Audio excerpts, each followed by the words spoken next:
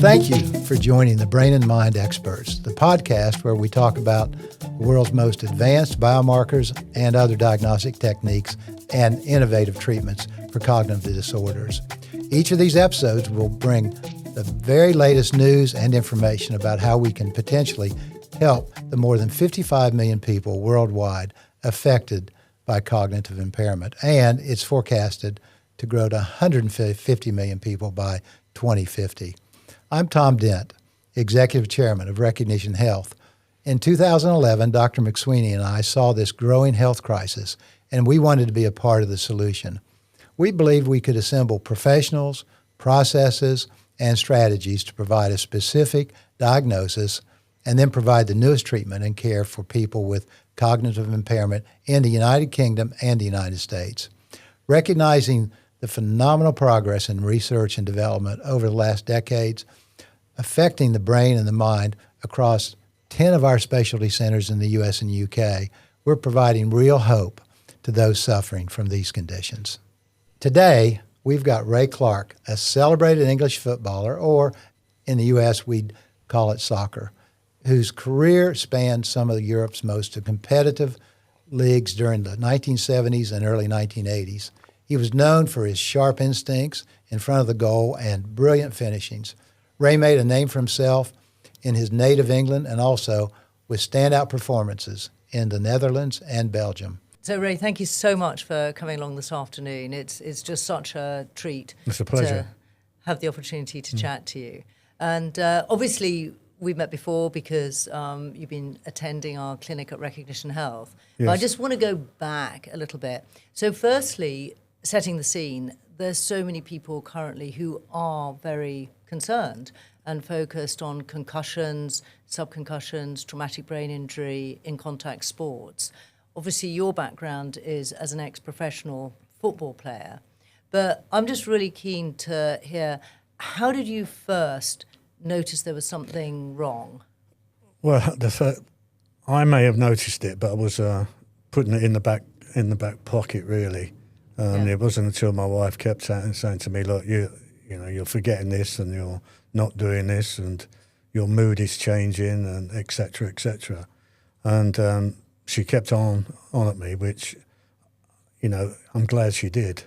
But we got in touch with various things on the internet, etc., looking for what we could do. And at that time, the PFA were offering to go on get diagnosis. Yeah. So we were lucky. She was lucky. She pushed it and got me on to be diagnosed. That came back with the diagnosis that I had amyloids and early Alzheimer's. And then after that, we thought, well, crikey, what do we do? I wasn't too concerned, about it. And after giving it a bit of thought, I just felt that, well, I need to get on a trial if they're out there. And Ray, before you sort of got to that, when your wife, and thank goodness, absolutely, sort of like forced you to really sort of like confront the fact that something wasn't quite right, what did you think might be the problem? Did you think, because there's so much talk about this thing CTE, chronic traumatic encephalopathy, or did you think because Alzheimer's disease is a pandemic, did you think maybe it's that? I think where it was the fact that with footballers, it was out there. Yeah. And when you look at it, you think, crikey, I've been through head clashes, various other things, and it was coming to the fact that was part of the situation for early Alzheimer's. Yeah. So, it was a little bit difficult, but I just took the attitude, I am going to have a trial. It will benefit me, firstly my family, like my daughter, my son, my wife, etc., and then it will benefit other players. Mm-hmm. So I would have thought if I talk to other players or they get in touch with me, I can explain what the situation is and what the route is. Yeah.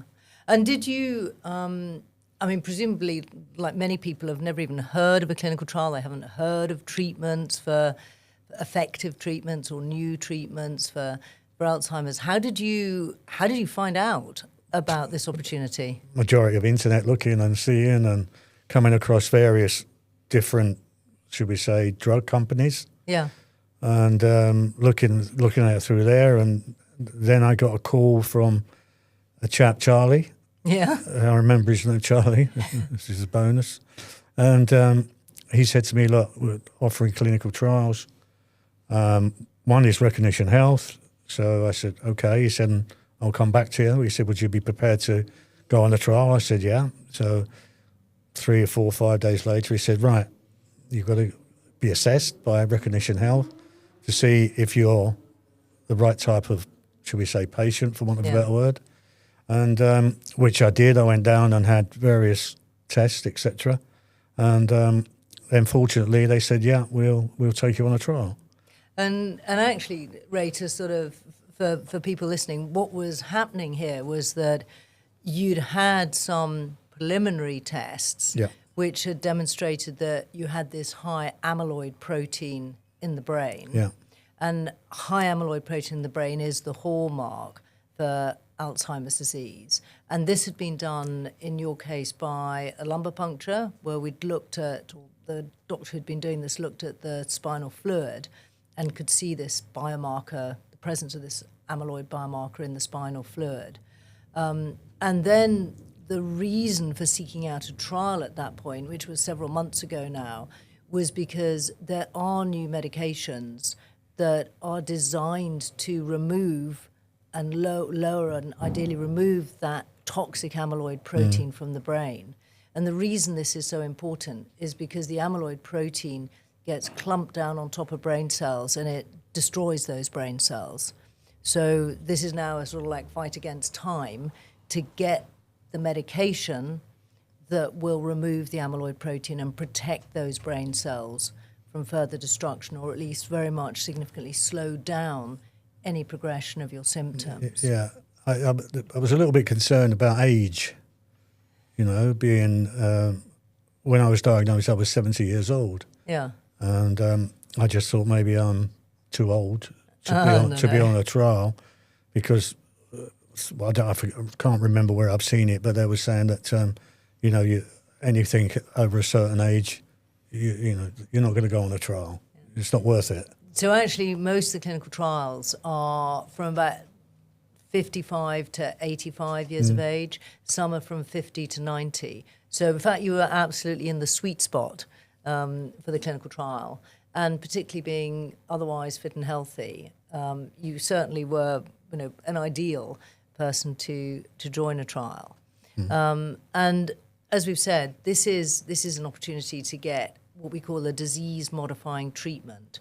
So this is something designed to actually treat the underlying problem.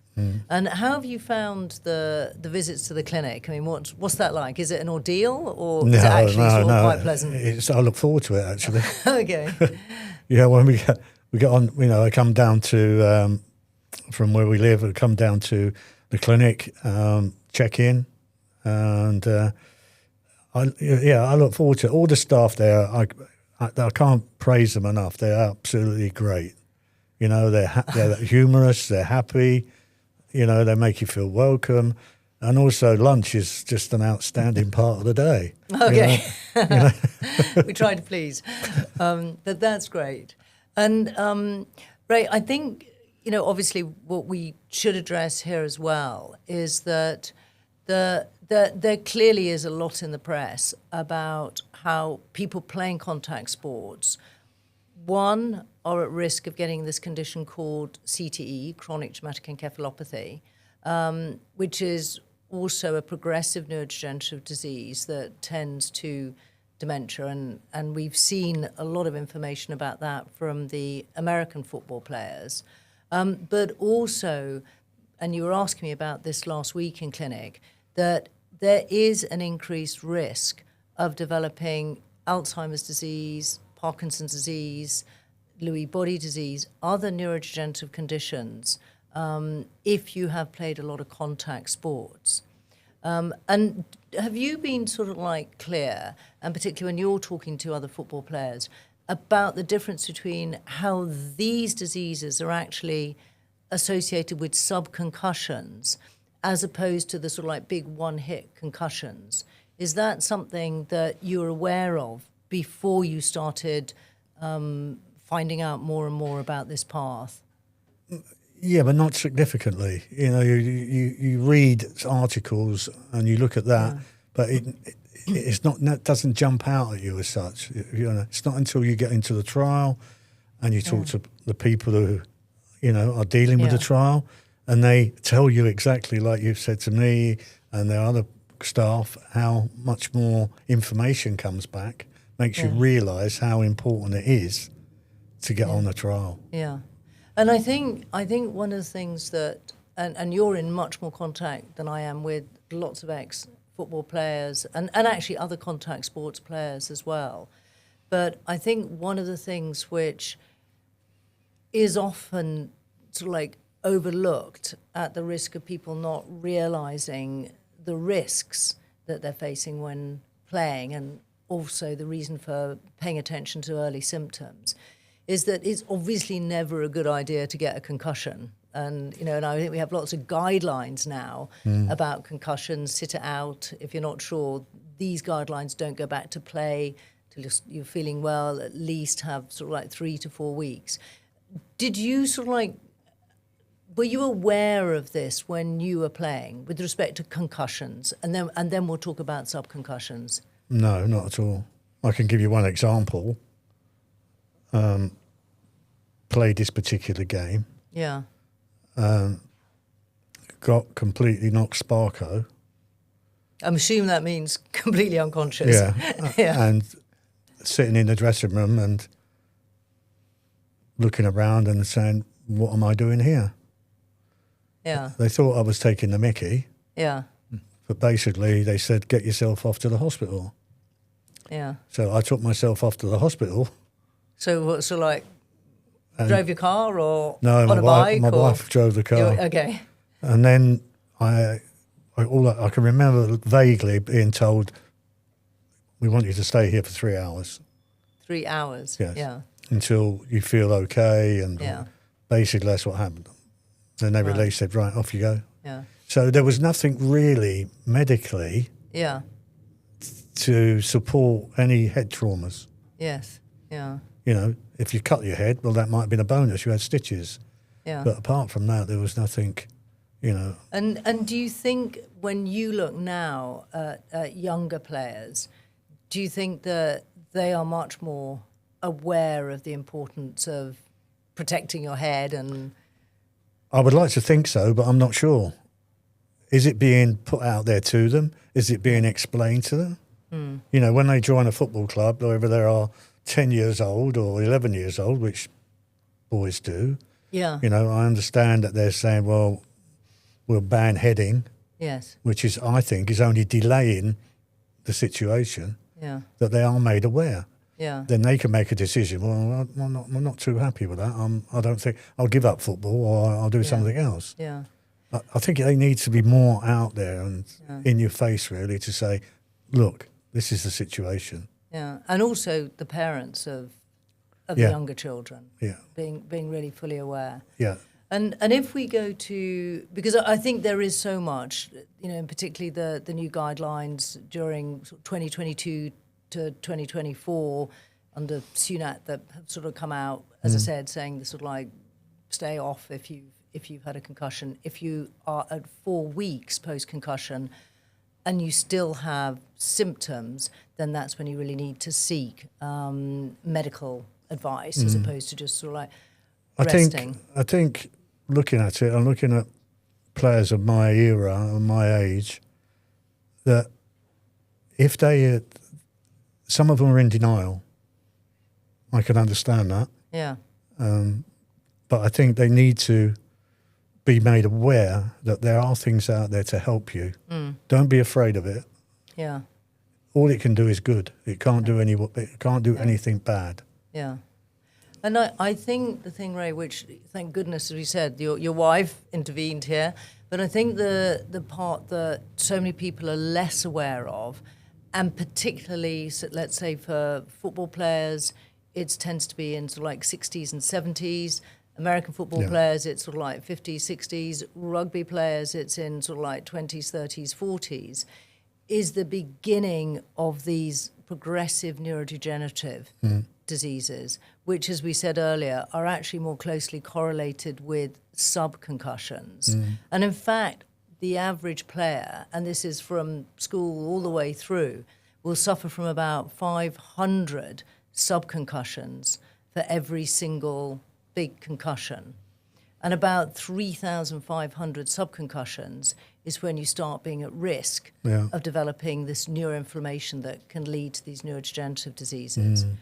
Do you think that's something that your colleagues are aware of and that the players today are aware of? No, some may be players, but I can go back to a particular player who recently, when there was an England international, he was invited to Wembley, and a guy called Dave Watson. Yeah. And it was unbelievable. You could tell that he was affected by Alzheimer's. Yes. And I think the earlier they can get this thing out to players and make them feel that they need to do it, get out there, get it sorted, get it done, and that will help them through. And I think I don't know how you do it, but I think it needs to be done. Cognition Health, here we go. Yeah. Well, that's so incredibly encouraging to have someone like you advocating this, because this is so important.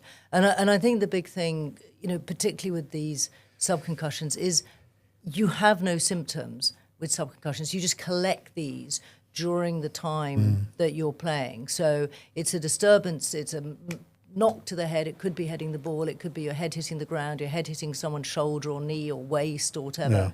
But there's a disturbance to the nerves and a disturbance in the brain, but there's no symptoms related to it.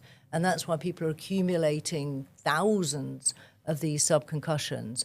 And those subconcussions break down the blood-brain barrier, which is a very sort of precious protective layer around the brain. And that causes inflammation. And that's what then results in the development of these abnormal proteins. And if it's an amyloid protein that is predominantly performed, that goes down the path of Alzheimer's disease. If it's a tau protein, that could go towards chronic traumatic encephalopathy. But they're all sort of like started by this neuroinflammation, which is due to all these multiple subconcussions. And I think that's something that it's so important that people are aware of. Yeah. Do you think you would would you do things differently if you had your time over again, or how do you think? Football wise? Yeah. No. Yeah. No. I think that's what everyone says. So really, I think what is most important is having the knowledge and being aware, so that you can make informed decisions, and then you can respond quickly. Yeah, I think you're right. I think that's it. And I think people need help. Whoever sees this podcast, I don't know, but they want to say to themselves, I'm going to get tested. Yeah. I'm going to get to see where I am in the development of Alzheimer's and do something about it. And I think, Ray, when we say get tested, I think, again, for everybody that's saying, well, what do I get tested? Yeah. What do I test? And the answer is that you can't tell by talking to somebody whether they've got amyloid protein or tau protein in their brain. The way these proteins are identified are either there's various scans that can be done, or there's testing of the spinal fluid, as you had by doing a lumbar puncture. And actually there's new blood tests that are sort of like evolving and coming onto the market now, which I think will be fantastic for being able to screen people and find out, do they have the underlying pathology? And then the big thing, obviously, you have to have two things to make a difference in any disease or any condition, and that is the biomarkers to detect the presence of the disease really early, as in your case, and then the other one is treatments which, when given really early, will slow down further progression of disease and symptoms by treating the thing that's causing the problem. And in your case, the amyloid protein. Yeah. And you know, what I think is really great is you're now over halfway through the first part of the clinical trial, which is when you could be on active medication, you could be on placebo. Placebo, yeah. And then at the end of that 18 months, everybody will receive the active medication. So you will definitely be receiving the active medication. If you're not on it already, you will definitely be receiving it. That's a question mark, isn't it? Yeah. And how do you feel? What do your friends say? Well, yeah.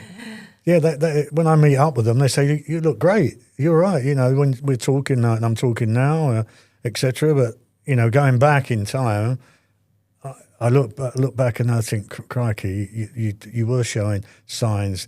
Like in a conversation, I would forget where I was in that conversation and couldn't carry it on. Yeah. And then when that happened to me, I started to back away from that. Yeah. If we were in a sort of, crowd, well, not a crowd of people, but people, and then I would sort of pull back, say nothing. Yeah. And it became, I felt quite embarrassed about it because I was talking and then all of a sudden I'd lose it.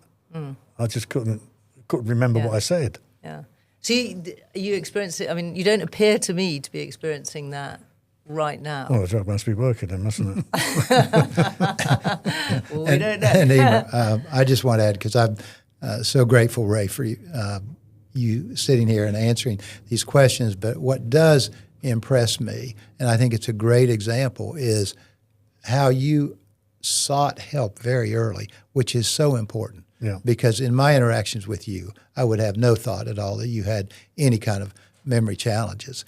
And so you represent an example of you can't hide from it and run from it, which you didn't, and you sought help. So early detection is just so very important. Yeah. You're a great example of that. Yeah, hopefully it will get out there to other players, you know, because I think you know what it's like, whether you're rugby players, NFL players or soccer players, as you call it in the States, that you're sort of a group of, you know, you can meet up with players that you talk on the same page. If you don't, you know, you're talking and you talk about this, you talk about that, and you're all on the same group. You know, you're a sort of big extended family.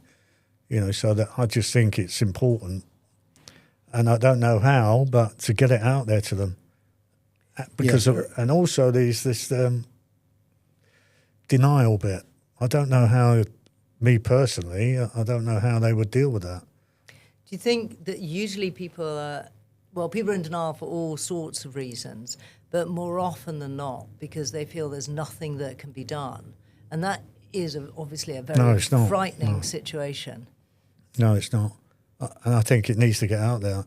How, you know, I'm more than happy to, you know, the certain clubs are setting brain clinics or clubs up in there where ex-players maybe from the 70s and 80s meet up for 2 or 3 hours and you talk one about when you were players and everything else, and the benefit from that is they can remember and they talk and everything else, and we all become better players by talking that way. Yeah. But I think it needs more things like that, but dealing with the medical side as well. Yeah.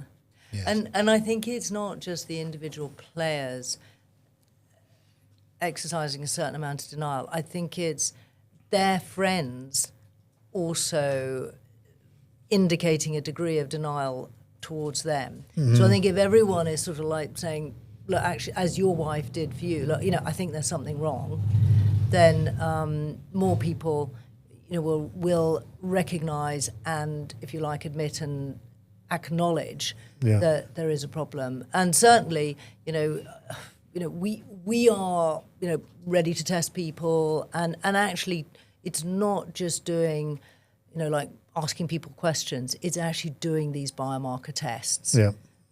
Because, as you know, we couldn't tell what was going on in your brain without doing all these tests. I mean, well, that sounds a bit scary, but yeah. So, Emer, just as we begin to wrap up, because you represent this subject so very well. We could sit here for another 30 minutes or longer.